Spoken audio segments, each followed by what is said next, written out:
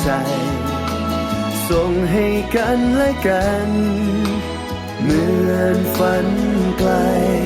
แต่ไม่เกินฝันเราสัญญาต่อกันจะทำความดีจะขอเป็นผู้ให้ที่ไม่หวังอะไรตอบแทนจะคล้องใจกันให้เหนียวแน่นและฝันถึงวันพรุ่งนี้ลูกมอขอปฏิญาณจะสืบสานในการทำดีเพื่อเราเพื่อโลกใบนี้เป็นความดีที่ยั่งยืน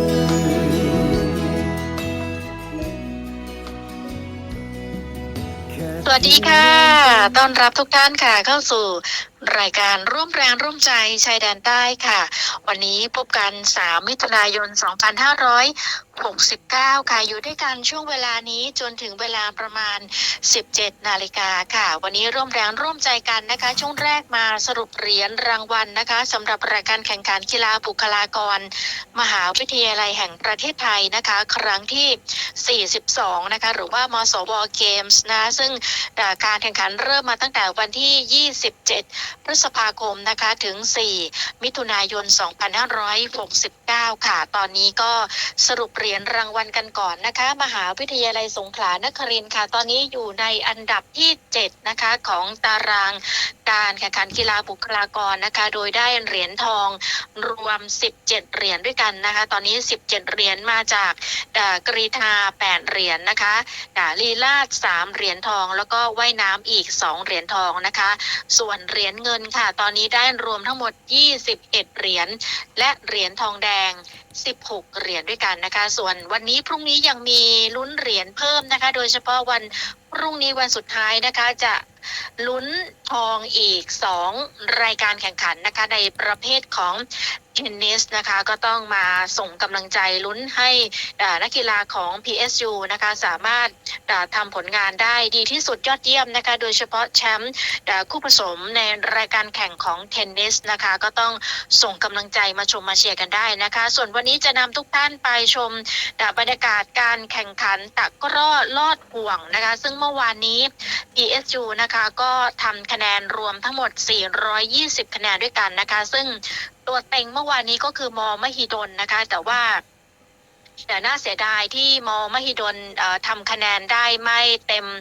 อย่างที่ตั้งหวังไว้นะคะทำให้ตารางขยับนะคะของ PSU ก็ครั้งว่าจะเหรียญทองแดงนะคะแต่กลายเป็นว่าเราโชคดีขยับลำดับขึ้นมาเป็นเหรียญเงินนะคะขณะที่เหรียญทองปีนี้ก็เป็นของมธรรมศาสตร์นะคะเดี๋ยวเราจะนำทุกท่านไปชมบรรยากาศแล้วก็ผลงานของนักกีฬาตะกร้อลอดห่วงของ PSU นะคะว่าทำผลงานออกมาได้เยี่ยมขนาดไหนนะคะสำหรับรางวัลเหรียญเงินนะคะที่รักษาแชมป์ปีที่แล้วนี่ก็คือเหรียญเงินนะคะปีนี้เราหวังเหรียญทองนะคะแต่ว่าถือว่ามมหิดลเนี่ยเป็นตัวเต็งนะคะแต่ว่าปีนี้เขาอาจจะพลาดไปทำให้ได้แค่เหรียญทองแดงในปีนี้นะคะแต่ว่าก็ต้องส่งกำลังใจให้กับนักกีฬานะคะในทุกประเภทการแข่งขันที่จะต้องสู้กันต่อไปนะคะเดี๋ยวนำทุกท่านไปชมบรรยากาศแล้วก็กลับมาติดตามร่วมแรงร่วมใจกันในช่วงต่อไปสำหรับช่วงรู้เท่าทันพิษภัยบุหรี่ไฟฟ้าก็จะมีข้อมูลที่สำคัญนะคะมาชวนคุยเล่าสู่กันฟังสำหรับพิษภัยของบุหรี่ไฟฟ้าและการรู้เท่าทันนะคะว่านิโคตินเสพติดจนตายอย่างไรนะคะไปติดตามทั้งหมดนี้กับรายการร่วมแรงร่วมใจชายแดนใต้ในวันนี้กันค่ะ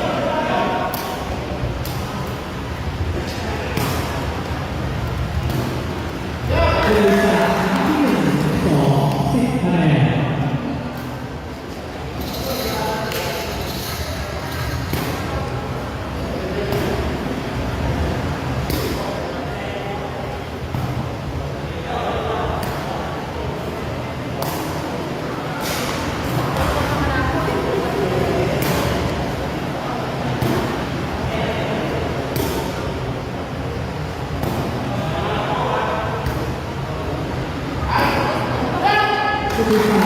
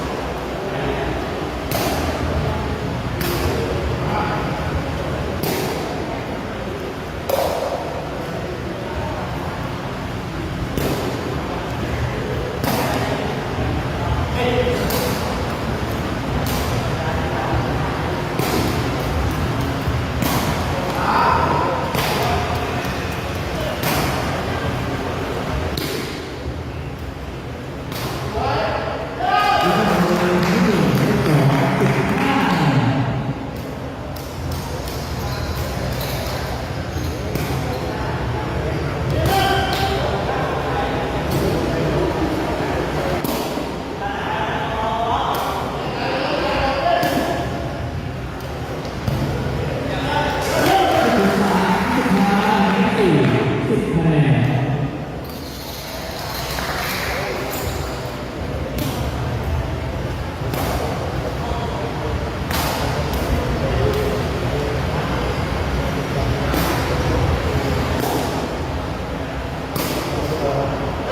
10 คะแนน 10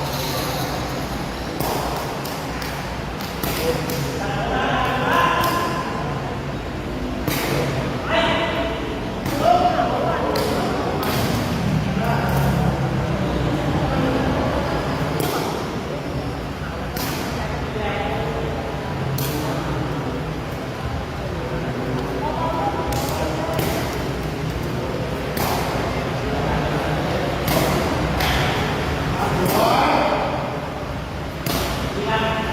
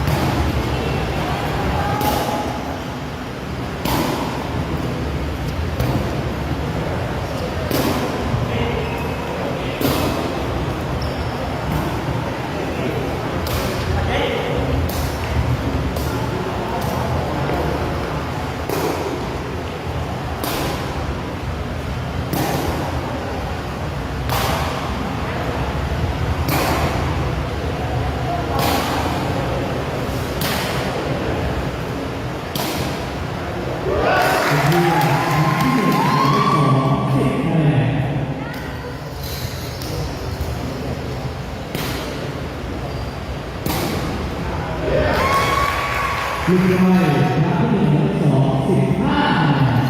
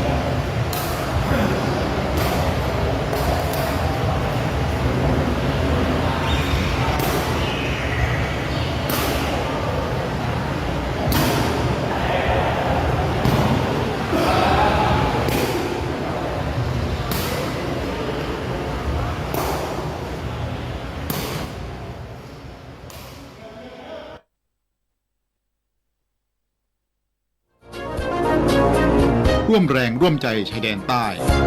ข่าวเด่นรอบวันสร้างสรรค์ชุมชนเพื่อคนชายแดนใต้ สร้างสรรค์โดยสถานีวิทยุมอ ปัตตานี FM 107.25 คลื่นอาสาเพื่อประโยชน์เพื่อนมนุษย์